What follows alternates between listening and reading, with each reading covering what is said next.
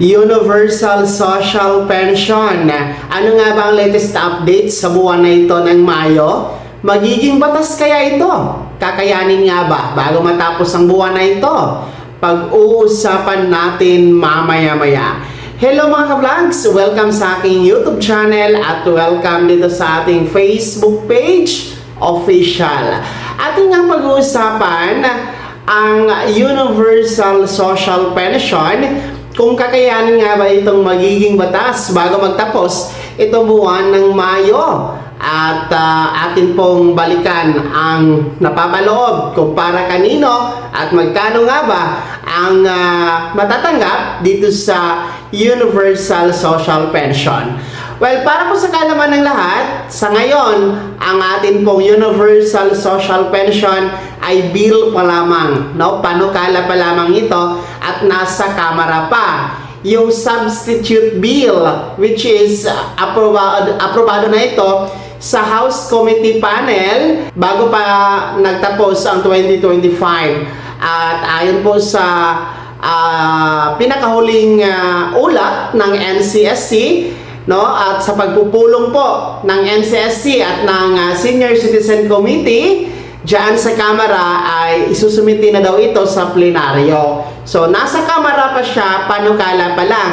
At kung lulusot yan sa plenaryo, no, at lulusot sa pinal na pagbasa, ay dadako ito sa Senado. No, kailangan itong dadaan sa Senado mga vlogs para doon na naman ito isasalang at pagbobotohan kung ito nga ba ay nararapat na maisabatas bago dadako sa executive kay Pangulong Bongbong Marcos kung kanya din po itong pipirmahan o di kaya naman po i-veto. Kasi dalawa lang naman ang kahihinatnan ng aprobadong panukala ng Kamara o Senado, no, kung pipirmahan ng Pangulo o i-veto. Ibig sabihin ng veto ay hindi niya pipirmahan, no, ang nasabing panukala. So sana naman ay suportahan ito ng ating mga mambabatas at maging sa kay Pangulong Bongbong Marcos, no, para maipatupad na ang matagal nang inaantay na pagsasabatas sa Universal Social Pension, mga ka-vlogs. So ito ay para sa mga senior citizen, basta ang edad 60 pataas, no?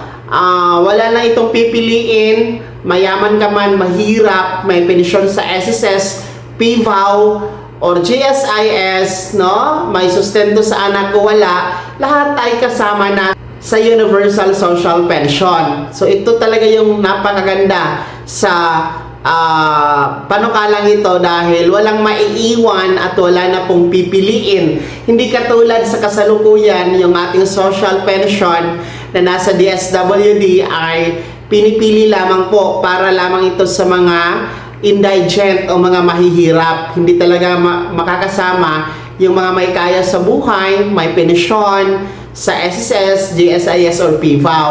So ibang-iba pagdating sa Universal Social Pension Bill. Pag may papatupad na ito at magiging batas na, lahat talaga ay pwedeng-pwede nang makakuha. Well, marami din po ang mga nagtatanong, paano naman yung mga mayayaman na, no, na mga senior citizens, yung mga milyonaryo na, bilyonaryo na, kanila pa bang pagtsatsagaan itong 1,000 piso na pensyon mula sa gobyerno? Well, ayon naman sa NCSC, nasa kanila ang option, no? It's either kukunin nila or hindi, no? Kasi nga, kakarampot lang sa kanila yung 1,000 piso na yan. Well, kung anong mangyayari doon sa kanilang pensyon kung sakali, kung hindi nila kukunin.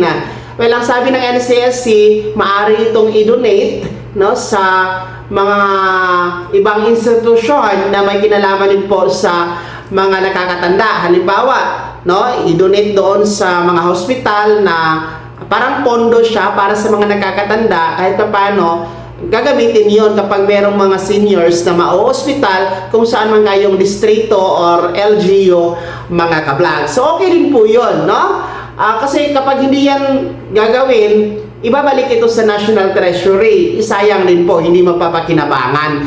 Pero sa mga mahihirap na mga senior, kailangan talaga ng 1,000 piso. Talagang malaking tulong ito para sa kanilang mga gastusin, no? Kabilang po ang pagkain, gamot at iba pa. Well, magkano nga ba ang halaga dito sa Universal Social Pension? Ang original talaga dito is 500 pesos. Yung naipasa na last 19th Congress, yung nasa Senado na kasi lang hindi pa gumalaw.